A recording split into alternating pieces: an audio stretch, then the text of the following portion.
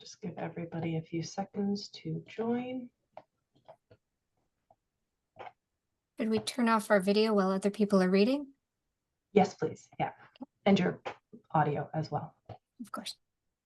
Hello and welcome to our second round of readings for Rainbow Space Magic. I will be your moderator today. My name is Genevieve Clovis.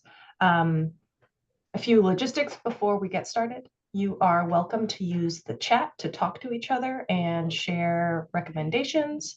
The readers will be in there too. We may not have time for questions at the end of this, but please submit them as you think of them anyways, just in case. You can use the Q&A function or put a question mark before the question so it's obvious to us that that's something you want answered. And readers, if you notice somebody has directed a question at you, feel free to answer that in the chat as well. And after all the readings are done, feel free to continue the conversation in Discord. So without further ado, we will get started with our reading, and SJ will be kicking us off. Okay, thanks Genevieve and everyone. This is a short story called Full House that I've actually written especially for this event. Without further ado. Amalia stood on her stoop and gazed out across the Herengracht, the weak autumnal sun giving the illusion of warmth. Nearby, a tour guide told their flock about the engineers who worked out how to put the 850 years old city onto a freighter and transport it to its new home across the galaxy. It was not the first time she'd heard the tale. Hell, she told it herself often enough, and yet the story never failed to set off the goosebumps. The tour group moved on, signalling it was time for her to go in to tend to her own first flock of tourists for the day. She gulped down the now cold, bitter remnants of her morning coffee.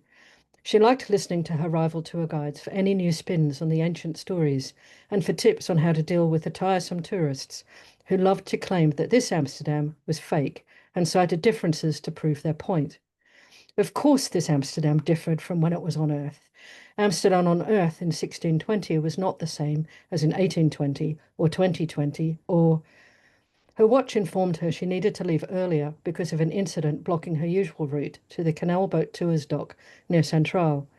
She hurried back inside and put her cup on the sink and left a note about the incident for her wife, Mattie, to read when she woke up. A minute later, Amalia yanked her bike from the tangle outside and joined the commuter throng. Hank tapped his watch as she secured her bike in its spot. Yeah, she said. By the time she pulled on the jacket she wore for work, he'd reverted back to his jovial self. Almost. His smoke-stained eyes wrinkled in a way that betrayed an unusual worry. Sorry, he said. I only now saw the news. What's happened?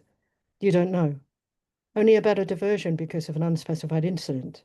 She straightened her name badge on the jacket's lapel. A bomb, he said. It was a bomb. A bomb. She shivered. Like most Amsterdammers her age, Amalia had volunteered as an aid worker after she left school and was sent to a satellite world embroiled in a violent rebellion. The volunteers were instructed about bombs, and she spent a lot of her time tending to the wounded. One of the wounded rebels haunted her still, and she wondered about her fate. From memory, that rebel spoke of a bomb that destroyed digital warehouses, but did not harm living creatures or demolish buildings. The authorities took her into custody regardless, and Amalia tried to forget the whole experience. Hank gestured at where his tablet rested on the registration desk. The authorities are speculating, so I'm not sure they know what's happened. They're investigating who set it off and telling people to stay away. Of course. She thought for a moment. Are we allowed to run the cruise? They've not said we can't. Amalia checked with the harbour master, whose advice was to avoid the inner ring of canals, but they could run otherwise as normal. A relief given the bureaucratic nightmare of cancelling the tours, and Hank shooed her out to start work. Jan would be her canal boat pilot for the first tour, and she sent him the revised route. Then she collated the list of no-shows, only 3, and sent messages to the people on the waiting list to fill the gap. While she guided tourists to their seats in the small boat, the system timed down and 2 showed up for the vacancies. They were a bear couple dressed in leathers who looked like they were ending a long night rather than starting a new day. This tour group were a quiet crowd, but attentive. A few asked the usual questions, and answers came quick and smooth. As the boat puttered along at the regulation speed, she matched her patter to the sights they passed. At a junction, they turned away from the usual route as per instructions. Amalia glanced towards the Westerkirk to see if she could see anything of the incident, but there were only the blue lights flashing in the mirror-like windows. Amalia stumbled as the canal boat rocked, and she looked around to see if a reckless speedboat was the cause. No sign of that, but the canal boat was now full, with an old woman sat in what had been a vacant seat next to the bears. No one else reacted, and Amalia proceeded with her job and guided the tour group's attention to a flower-covered canal boat. Every so often on the remainder of the tour, Amalia glanced at the old woman. She would have to reconcile the lists, but something about the woman and the two bears who protected her warned her off digging too deep. There was something familiar about the woman that Amalia couldn't place right then. As Jan guided the canal boat back to its dock, Amalia recalled Matty's anger about an off-world company buying a building in the neighborhood near the Anne Frank house to store records of people accused of various political crimes. It was not too distant from the location of the earlier incident, the bomb. Not all bombs were the same. As though it unlocked a memory, Amalia understood. She didn't see bomb damage when she looked because there was none. None to the buildings at any rate, and no one said anything about casualties. The two bears and the old woman were the last to stand and file out of the canal boat. Amalia caught the woman's eye and gave her a reassuring smile. When the woman reached for the handhold, Amalia grabbed her arm and whispered to her, "I remember, and your secret is safe with me." The woman paused, smiled, and gently said, "Thank you, friend." Fabulous. Thank you very much for sharing. I set the bar a little bit high, writing something specifically for this, but I'm sure everyone else will rise to the occasion. Em, you are up next. Yes, hello. I am M. Haeger, and I am reading from my novel a horror romance that came out in June called The Poison Fruits. It's about indie queer metal bands and stars mostly lesbians, cis and trans women. If you were going to commit murder, how would you do it? I took a sip from the badly mixed drink and eyed Jilly over the rim of the red plastic cup. Izzy, that's a bullshit question, and you know it. She scooted away and tapped her leg impatiently. Smoke swirled around us and scattered the light from the small stage. Everything in Nadine's bar was painted a now fading black, with signs from defunct liquor companies and since relocated sports teams covering the walls. I had never been to this bar before, but it resembled many of the other small, hole-in-the-walls that sat moldering around this area. "I'm serious," I called out to her. Jilly glared, keeping her face straight ahead and not looking directly at me. I could just see her fuming expression at the angle her face was turned. She tugged on a strand of dark hair as if to hide from me. We hadn't been getting along very well lately. At the other end of the bar was a man who was hidden in shadows. I couldn't see his face, but he called out to us, "Are you stupid? There was a guy killed here in a fight a few years ago, so you better shut up before you piss somebody else off." "Damn it," I muttered. I would have pounded my fist down on the bar, but the worn wood was warped and wet. It didn't look like something I wanted to touch. The relative darkness just beyond its barrier made the back bar look like some sort of creepy alchemist lab. Dusty top-shelf bottles formed a pyramid display, lit up at the center with one light flickering on them in a failing effort to stay on. The beer taps, however, looked brand new, and the modern touchscreen cash register seemed wildly out of place. Not far from where I stood was the main entrance. A table was set up where the local promoter was checking identification and collecting the cover for tonight's show. Friday was a good night to play, but feeling a bitter twist in my stomach, I knew we'd make more if it was Saturday. The promoter, a stout older woman with a deep tan and frizzy red hair, was pacing around smoking furiously. I could never remember her name, but that wasn't unusual for me. I had a feeling that this was going to be one hell of a lousy night. "Hey!" She looked at me and marched over. "Evening. Hope there's a good crowd tonight," I said. She looked at me like I was the biggest idiot on earth. Isn't smoking in bars illegal? I asked with a grin and raised my drink in mock salute to the cigarette dangling from her mouth. Just get your shit on the stage and your ass up there right at 8 sharp.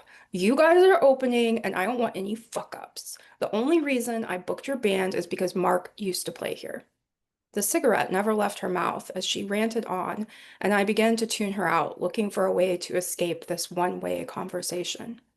Once the promoter stomped off to make a phone call, I ordered Jilly her favorite drink, a tequila sunrise.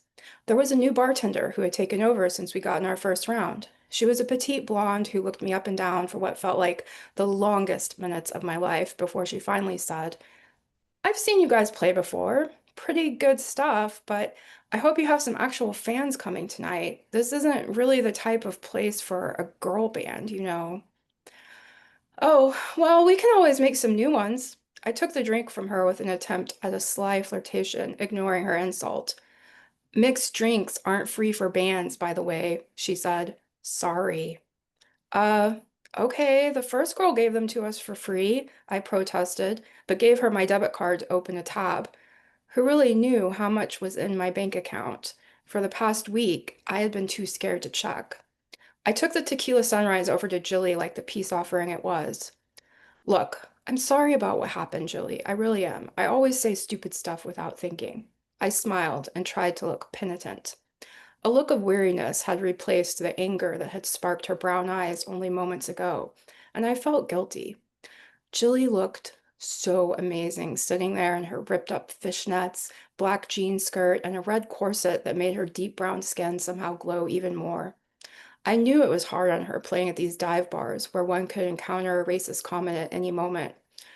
In the past, more than one person had said something nasty to her about being a black woman who drummed. Every time, those people had ended up with my fist in their face. I wished we could find better gigs. "Well, it's not okay, but I appreciate the drink. It's not all your fault, Izzy." I watched with a twinge of sadness as her ruby red lips took a dainty sip from the straw. Jilly reached out to smooth the lapel of the black vest I had on. It was too intimate a moment for me, and I flinched. If she noticed, she didn't let on. I tried to cover over my sudden nervousness at being so close to her. "Hey, if what that guy said was true about someone dying here, maybe we should come back and do some ghost hunting like we used to." "You know that's not going to happen, is? Sheesh." Now it was her turn to change the subject. "It's getting late. Where's Mark?" I thought about Mark as I had seen him this morning before I left my apartment. He had passed out drunk on my couch with his guitar still plugged into a live amp. The terrible wine had woken me up early. "He's still got half an hour to show, but I'll text him just in case." Pulling my ancient phone out of my torn jeans, I flipped it open to check for new messages. The top one was from Mark, and the other one I didn't bother to look at. "Okay, he's on his way. Let's get your gear on stage." As I turned away, Jilly reached out and grabbed my hand. Part of me wanted to tell her to leave me alone, but I swallowed that, gave her hand a quick squeeze, and rushed to the back of the bar without looking behind me. Thank you very much for that, Em. Next up, we have Jessica.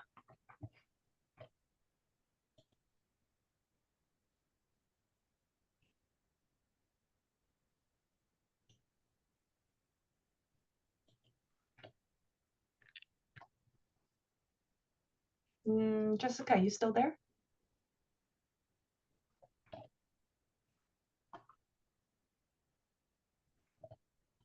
Ah, there she is. You're muted. Hey, I'm here. I did it. Hello, everybody. And I gotta say, I loved the two authors before me, SJ and M. Incredible stuff. I would like to read to you today from my new release, Rivets and Revolution. It's a steampunk mechapunk book. Well, so it's like steampunk science fiction fantasy from a Victoriana point of view, but mine is from a colonial American point of view. Let me just read the back to you real quick so you can know what you're in for. Rebellion and the shadow of war spreads across a British colony powered by steam and mechanisms. Liberty, the printing press master, is desperate to aid the Minutemen when she risks everything to become a rebel spy. She forges unity with foreign kingdoms against an unexpected foe. All the while, she depends on her lover, Georgia, the lady of the governor's mansion, to keep her secret, even when their lives hang in the balance. If Liberty cannot navigate in this war of worlds to freedom, a mysterious being will overtake them all. So let me read to you a chapter. Or part of a chapter rather. So Liberty, our hero, is in charge, is a printing press master, which in colonial America days, as in today, paralleled, is very important. She was trying to get the word out to the American colonists in Massachusetts, spread news, tell information about the British Army. And of course, the British Army didn't like this very much. Freedom of speech? Freedom of the press? What? So here's what happened to Liberty. When Lieutenant Birch returned, Liberty had left the heavy door open and was leaning over the press with her big leather apron on, focused on her next job. There were constant news updates that the Patriots needed printed. She was glad to do her part and make a dependable income. Without looking up, Liberty said, "I have not completed the work." Birch's tone was brusque. "Show me what you have thus accomplished." Liberty reached into the large tool bag at her hip. Her fist came out tightly clenched. In a quick jerk, she swung her arm like a young girl feeding chickens, moving her arm as if she were scattering seeds. Birch jumped immediately, furious and with embarrassment. "What are you doing, crazy lady?" "I'm giving you all that you'll get from me. Scat, shoot. Print this or pay the consequences." Liberty continued typesetting rows of letters for the next job. Spelling helped her remember everything she printed. Birch was infuriated with being ignored. "Are you inept or simply mad?" "Just a woman doing her job." Lieutenant Birch spat on the floor. Liberty's stomach churned. Men were so gross. "Print it. My men need it." Liberty kept on her typesetting. "I didn't know so many of you were literate." In a flash of red, Birch was at her back and grabbing her braid. "You don't want to lose your head, do you?" Liberty shook in fear and indignity. She was too shocked to speak. He released his grip and spun away. "1 hour, woman, or else." Liberty kept her back to the door and waited until she heard it close. She braced herself against her beloved machine, tucked her chin to her chest, and stiffly lowered herself to the floor. She knelt huddled under her big apron, covered her face, and cried, heaving, silent tears. Finally, she stood and dried her face with an ink-stained cloth she kept notched to her apron's belt. Then she took a deep breath and resigned herself to completing the task, still shaking. Errant tears trickled down her face.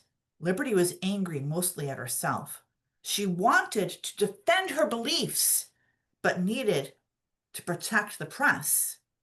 If the only way to get the redcoats out of her hair was to succumb, then she would. She could see no other choice. But someday, she promised herself, she would stand up to all of them. And that's my reading from Rivets and Revolution. You can find it on Amazon or on my Etsy page, Jessica Lucci Books. And I can't wait to hear the other stories and snippets. Woo! Amazing. Thank you so much, Jessica. You're such an animated reader. It is Thank you. fabulous. Thank you. All right, up next, we've got E.H. Lupton. Oh boy, that's me. Okay.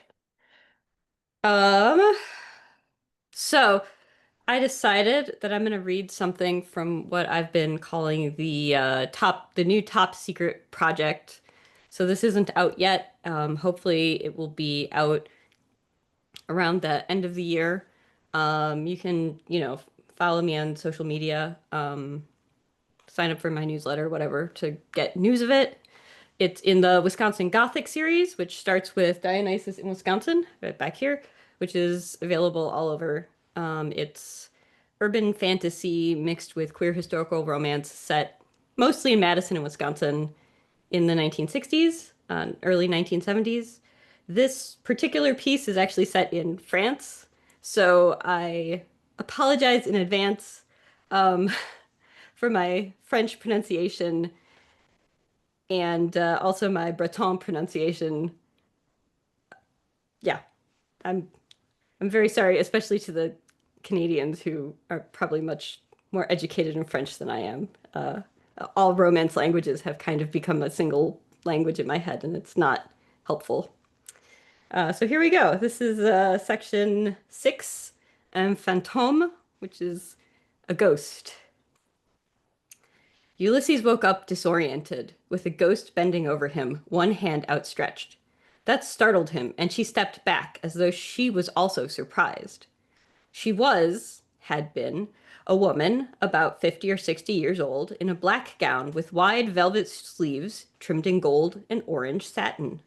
Over the gown, she wore a beautifully embroidered silk apron and shawl. Her light-colored hair was pulled back and covered with a lace cap. Her eyes were, well, lightly glowing, but probably a rich brown originally. She was pretty, or she had been when she was alive. When that had been, he couldn't guess. Not the 20th century. Sam might have known, but he was sound asleep, and waking him to ask about the history of fashion seemed indelicate. The ghost stepped back a pace as he sat up in bed. Quoi? He whispered. The storm was still going on, harder now, rain clattering on the windows and the balcony outside, but it was nothing too impressive compared to the Midwest summer thunderstorms he'd spent a lifetime with. Qu'est-ce qui se passe? He added. The ghost looked mildly surprised that he could see her. There was something vaguely satisfying about that, to surprise a ghost that old. Then she opened her mouth. Deus war my lecht. Or that was what he imagined she'd said. He spoke a number of languages, and he'd never heard anything like that before. It certainly wasn't French. Or German, although there was something oddly Germanic about it. Sorry? Mar plieg. She pressed her lips together, then turned on one heel. He had just enough time to wonder if the entire building was trying to scold them for being too loud when she made a beckoning gesture and left through the bedroom door. Sam, sprawled ungainly on his stomach across most of the rest of the bed, didn't stir. Ulysses slid out of bed as quietly as possible and scooped a pair of jeans off the floor after he found them with his feet. Bare-chested, he padded down the 3 steps to the salon. She was waiting, arms crossed impatiently, next to the wall the apartment shared with its neighbor. She stared until she had his attention, and then went through that wall as well. He let himself out into the hall. The bedroom had been almost warm, but the rest of the building was cold, the old wooden floors sucking the warmth from his bare feet. His skin prickled as he neared the door to the apartment, and for a moment he wanted to turn and run back to the bedroom. That was unusual. Even if the ghost just wanted him to apologize for something, which seemed unlikely, he wasn't exactly the fleeing type. So where did the impulse come from? The building was very faint, like music playing half a block away. He strained to feel it and got a vague sense of unease that might as well have been a reflection of his own feelings. Unhelpful. He raised a hand and knocked, then stood there getting colder and colder as nothing happened. He knocked again. He tried the doorknob, but it was locked. No one appeared. He wondered how long he'd been asleep. 2 hours? 3? It was too late to be trying to rouse anyone, ghostly insistence or no. After a few minutes, he turned and went back into his apartment. And there, in the salon, was the ghost again. She snapped at him, angular words of which he caught nothing, but the belated realization that she was probably speaking Breton. He wondered for a moment if ghosts could learn languages after death. Was a meat brain necessary for learning things? Was all of ghostly existence a process of forgetting? Was there a way to design an experiment so he could write a paper about it? The ghost spoke again, pointing at the wall. She was very agitated. "All right," he said, raising his hands. "But how do I get in there?" He repeated himself in French in case that helped. She rolled her eyes at him and gestured toward the door to the balcony. Ulysses stared at her for a long moment. Quoi? She gave him a final scornful look and stepped through the wall again. He went out onto the balcony.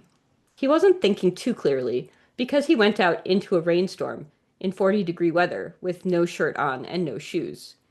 In retrospect, not his best decision. Probably not even in the top 10.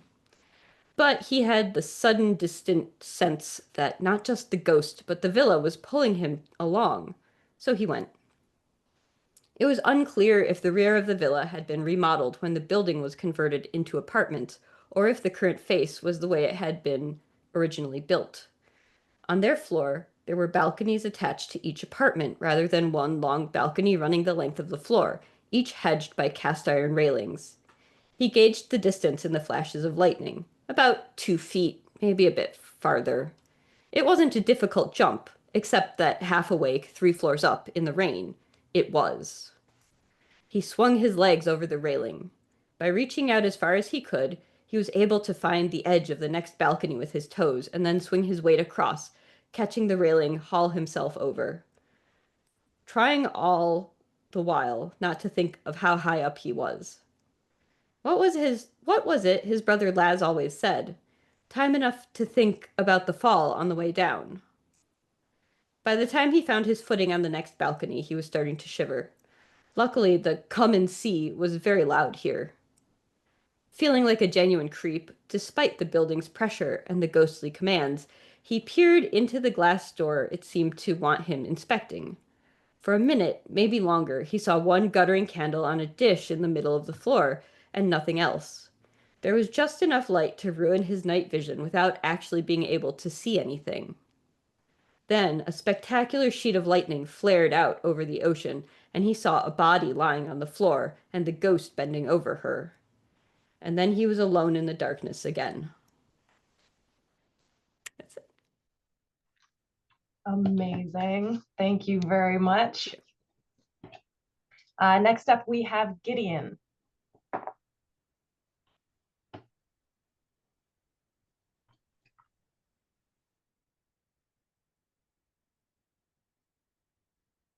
Hello, gang. Very short clip from my first book, Keetra, the 4th book of which will come out this autumn, and will resolve the arc, if not the entire series, but they all stand alone, so I think you'll enjoy them. And the secret is everybody, of course, is queer in some way or another. So I'm starting with chapter 5. Farid lurched clumsily toward the bridge. I looked over at Marta, who was grabbing a wipe for Peter. She gave me a nod, letting me know she had things under control, and I got up to follow Farid. In the control room, I found him sitting in his temporary chair, staring, his face paler than I'd ever seen it before. I followed his eyes and froze.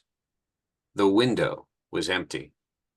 Vatan was gone. The stars were gone. There wasn't even the honest blackness of space. It was a solid sheet of gray. No, gray is the wrong word for it. Gray is a color. What I saw was a kind of nothing, and Majera was surrounded by it. Even blurred and translated through the ship's systems, the nothingness clawed at the edges of the window and threatened to eat everything around it. Panels, chairs, hull. It dug into my brain, terrifying, but I also couldn't look away. I had to turn the window off, I knew that, but I couldn't move. My lips were set tightly, I couldn't even blink. I felt my hands balled into fists, trembling. It felt like if I didn't act now, I would be lost in the grayness. I poured every gram of will I could into my right arm and lashed out, pounding at the panel. Thank goodness my aim was true. The window flickered off, and the room suddenly felt very small. I rubbed my throbbing hand. I'd have a hell of a bruise, but at least it was real pain, not that gut-wrenching nothingness that had paralyzed me and Farid. Pinky slid past me, having been there for who knows how long. He took his seat and began tapping at the panel, calling up a navigation map. Blank.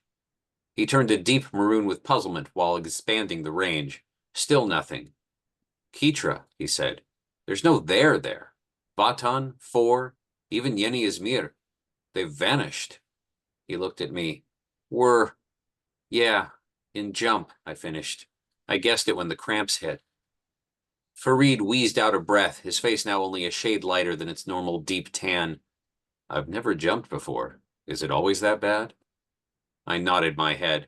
Yes, when we were kids, they always strapped us in and gave us meds. Exactly what I'd planned to do if and when we'd ever jumped. Farid, you were the first one here. Did you know what had happened? He looked back at his panel. It's got to have something to do with the ship's SAR, he said, but I don't know what triggered the jump. I'll need a minute.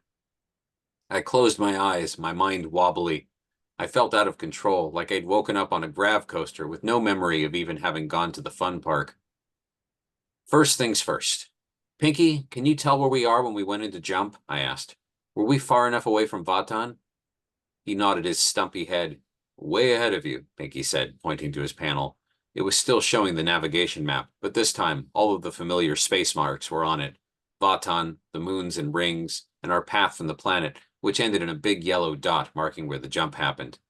About 50,000 kilometers out from Vatan, right at the end of the safe zone. That's something, at least. If we'd been inside that limit, well, I didn't know what happened to ships that try to jump too close to a planet. No one did. What is our destination? I asked. Pinky tapped at his panel with oversized fingers. Then, I haven't a clue. The navigation SAR doesn't have a course laid in. I didn't do this. He sounded indignant. Nav controls are locked, and I'm not picking up anything on our sensors. Pinky looked at me. We're definitely in hyperspace. Marta came in then, a green-faced Peter in tow. His eyes widened when he saw the panel, and I followed his gaze. He was looking at the tree. The little icon representing the drive wasn't just green. It was glowing brightly. What did you do, Kitra? He didn't wait for an answer. Instead, he pulled out his personal SAR, hooked it up to Majera's, and began to page through screens. He looked up at me, ashen. The drive is on. We know, Pinky and Farid said at the same time.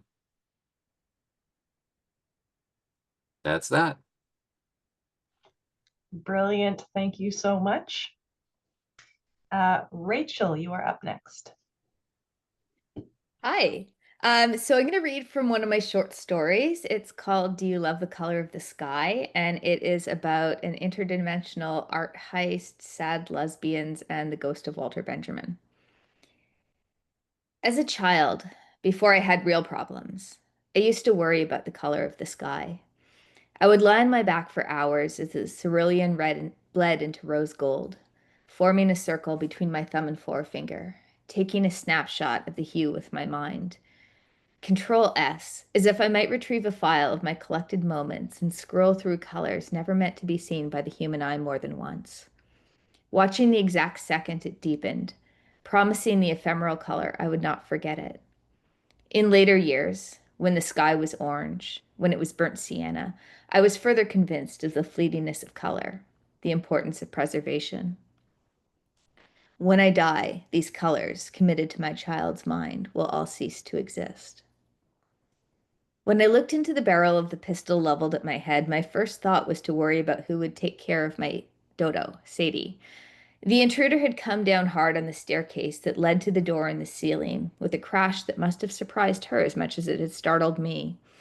The gun was an old-fashioned pistol wielded by an old-fashioned girl, pale and olive-eyed and wrapped in a tight black dress. She wasn't from here. How she'd gotten into the archive wasn't a mystery, judging by the streak of scorch marks on the banister and the Porto device spitting sparks by her side. She'd stepped through a broom closet, or a palace arch, or a skin flap in her world, and she had found herself in mine. My second thought was a line I'd heard from an old film, black and white, a highwayman pointing a gun that might have come from the same prop closet. Stand and deliver. I giggled. You don't giggle when someone is pointing a gun at you, but I couldn't help it. It was such a tiny gun, and she looked so serious pointing it. Sadie, having originated in a timeline where her ancestors hadn't all been shot to death, didn't recognize the object. So she waddled around in a circle around the stranger's legs, excited at the prospect of a new friend. You can sometimes tell where they're from at a glance. A gleaming bull's horn on a chain around the throat, or a shangrak tattoo, a Habsburg jaw, or a colony of melanomas if it's one of the worst timelines. Not this woman.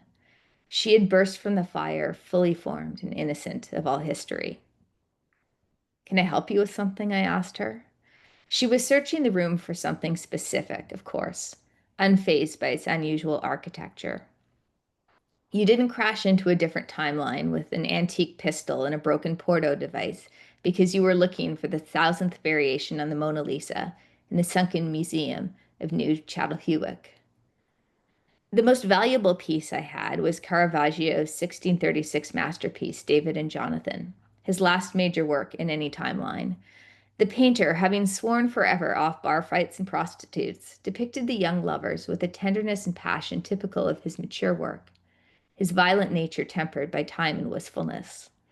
The lustful red of David's cloak led scholars to believe for years that it was the work of Artemisia Gentileschi, but it merely reflected her influence and Caravaggio's late-life humble admission that he could learn from any of his followers, let alone the one who was a woman.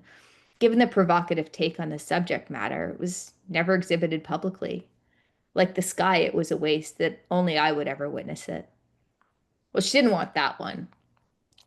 Nor did she want my personal favorite, Chirapa Hinkurchi's Padachik, sung into existence in the 13th Baktun, a sound sculpture dating back to the Wakanwa reconstruction in Piru Republica.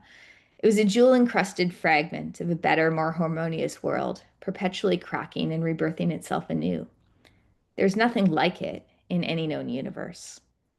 The woman perambulated around the chamber, no easy feat given the clutter.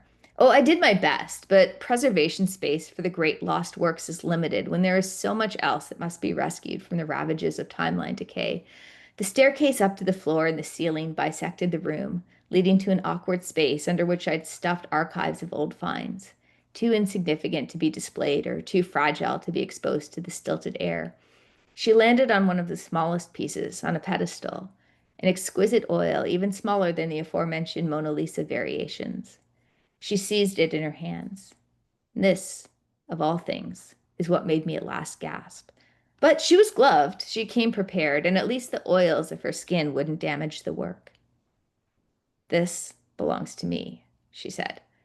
And I'll leave it there, but I'll post the link in the chat. Please do. That was so good. All right. Next up is Lynne Sargent.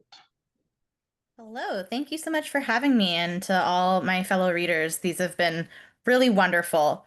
I'm going to read a little flash story today, which was published in Myriad, which was an offshoot of Hexagon magazine, unfortunately now defunct, but I hope you enjoy it. It's called The Care and Feeding of Your Void. 1.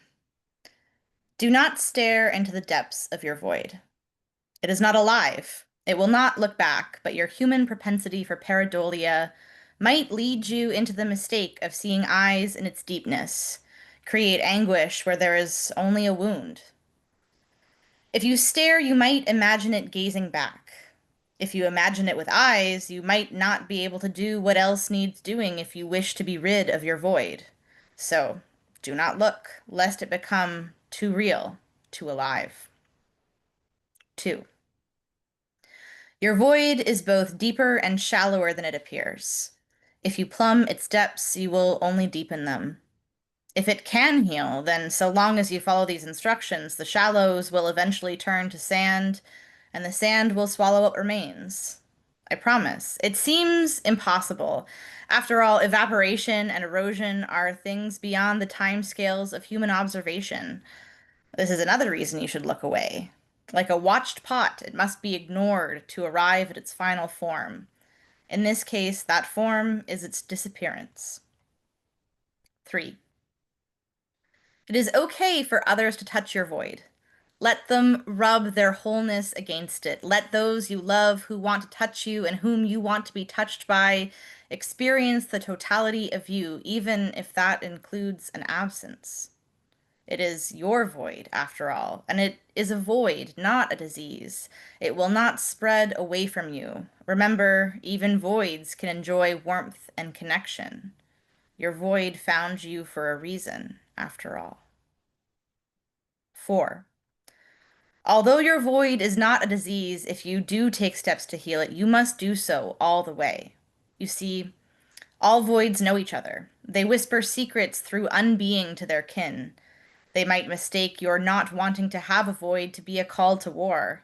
What is against what is not. The balance between the two is always tenuous at best, so take up arms against your void only if you can see its destruction through. Finish it like a course of antibiotics. 5. There will be days when you need to rest. It may seem counterintuitive, like the void will take you over if you stop your fight against it for even a single second. This is not true. Rest is how you build yourself, your bones knitting back together, your sinews strengthening as you sleep. Take the time to shore up what makes you, you. Eat the feast of experiences the universe offers up to you, and take what is in alignment of your tastes. Gorge yourself such that the void cannot possibly handle all that love, that joy, that matter. This is how you keep it from consuming you. You fight for yourself, not against it. 6. Perhaps you cannot be rid of your void. Perhaps you did not follow these directions. Perhaps it is simply too stubborn. Say you did gaze into it. You need not continue to look there if you do not wish. It need not nag you with its depths, its connections, its eternity. You may cover it up, sew it up, paint over it if you wish. Then you can call it a scar, a patchwork, a story. There is no shame in being unable to look and wanting to continue to make and be, even where it feels like all there is nothing, that nothing matters in the face of all that nothing. 7. Sometimes your void will weep. The darkness will bleed, oozing idle absence. You will be reminded of all the empty space that floats between your atoms, and how little you actually touch. You might need to change your void's dressings, add new layers to what you have made to cover it up. Do not be alarmed. Either it will heal or it won't. You do not need to weep with it. You are beautiful and worthy. You were so before your void, and you will be again when you are healed. Or if you do not heal, you'll be beautiful despite, or because of it, some future reconstituted identity that includes all you have been through together. It is your experience to claim as you wish. 8. If none of these things mitigate the effects you feel, the way you conceive of your body, yourself, being a house for a void, I promise it will still be okay. Oblivion is promised to all, and so, at least when you make it there, you will be old friends. It lived in you, and so when you go to live there, it will only be balance. It will only be fair. As your void was once some nagging nothingness, some hunger, some absence, so you will be matter. You will matter, always. It will find a way for you to live alongside one another just as you once did. You will be that shining light that cannot be stared into, that ocean, that worry, that weeping, and it will find a way to care for you too. Thank you. Amazing. Thank you very much. Last up, we have Laura. That was beautiful. Really enjoyed that. All right, and I've enjoyed all the stories so far. Thank you very much for sharing them. I'm going to read a section from the 8th key. I'll put a link in the chat.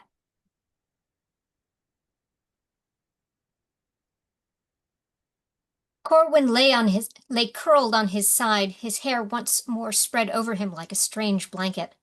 Lucian stepped between the beds and looked down at the man, unable to resist the chance to once again observe the mage in his sleep. He was wholly unprepared for Corwin to surge up and seize both of his wrists. Tingling awareness burst over his skin, spilling out from where Corwin gripped him, down his arms and across his body.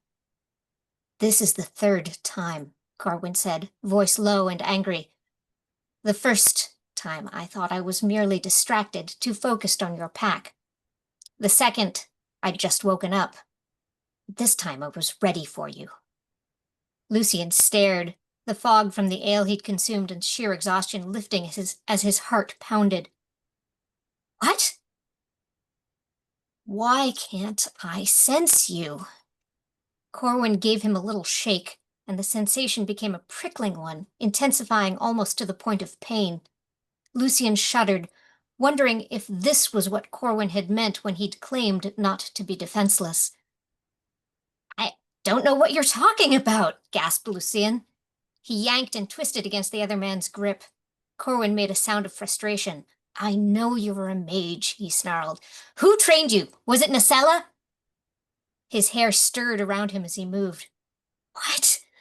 I'm not a mage, Lucien gasped. Corwin's eyes darted to his hair, and Lucien snapped, I told you, it's not a mark. You looked like this when you were born, Corwin said, his voice dripping with skepticism. He hadn't, not exactly. He knew his looks were striking, and it wasn't as though he hadn't been mistaken for a mage before. But he hardly owed Corwin an explanation after treatment like this. Believe what you will, he snapped. Uncertainty flickered across Corwin's expression. Then his gaze firmed once more, his eyes going flat and his jaw hardening.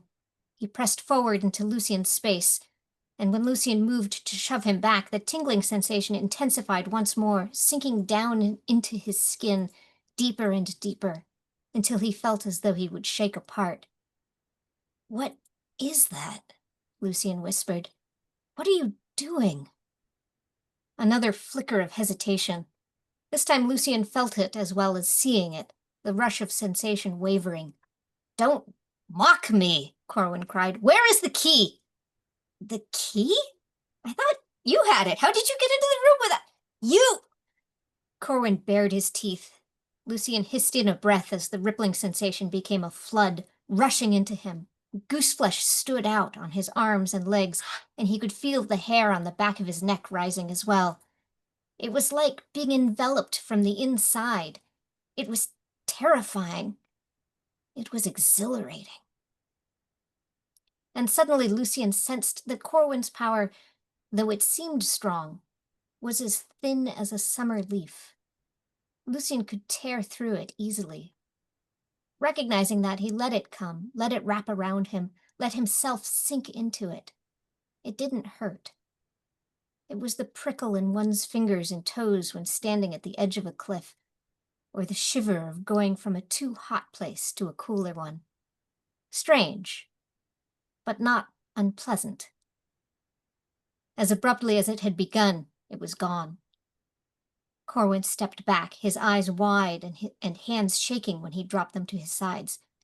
You're not a mage. And that is where I will leave off. Awesome. And we are pretty much right on time. Everybody did so well with that. So thank you to our fabulous readers for sharing your work with us today. If you liked what you heard, please support our authors, buy their work, follow them on socials, leave reviews about how amazing they are. Authors, if you haven't already, please drop your links to your works in the Shameless Self-Promotion channel on Discord. There are 2 more panels for Rainbow Space Magic today. Next up is Queer Desire, Writing Intimacy, Consent, and Power Dynamics. I'm certain it's going to be a great talk.